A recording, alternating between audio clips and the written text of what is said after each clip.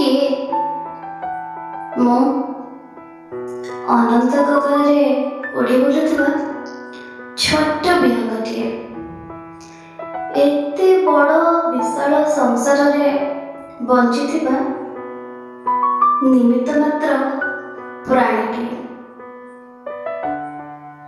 ସବୁ ଅଭିମାନକୁ ଏକତ୍ରିତ କରି ଗୋଟିଏ ହେଲେ ବି ଅଭିଯୋଗ କରିପାରୁନଥିବା ଅଭିମାନିନୀଟିଏ।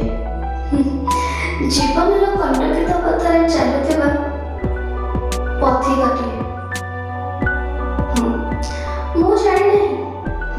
ମୁଁ ଜାଣିନାହିଁ ମୋର ଠିକଣା, କିନ୍ତୁ ଏଠି ସବୁ ଜାଣିଶୁଣି ଅଜଣା। ମୁଁ କାହା ପାଇଁ ତାରାଟିଏ? ମୁଁ କାହା ପାଇଁ ତାରାଟିଏ ତ କାହା ପାଇଁ ହୀରାଟିଏ? କାହା କବିତାର ବେନାମୀ ନାୟିକାଟିଏ ତ କାହା କାହାଣୀର ଖଳନାୟିକାଟିଏ। କିଏ କୁହେ ମୁଁ ଫୁଲଟିଏ, ଆଉ କିଏ ମୋତେ ପଥରର ଆଖ୍ୟା ଦିଏ। ମୁଁ କାହା ପାଇଁ ସ୍ୱପ୍ନଟିଏ? ମୁଁ କାହା ପାଇଁ ସ୍ୱପ୍ନଟିଏ ତ କାହା ପାଇଁ ଅଲୋଡ଼ା ବସ୍ତୁଟିଏ।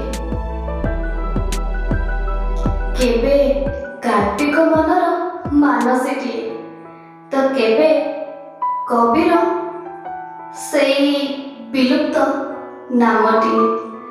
ହଁ, ମୁଁ ହେଉଛି ସେ। ଧନ୍ୟବାଦ ବନ୍ଧୁଗଣ।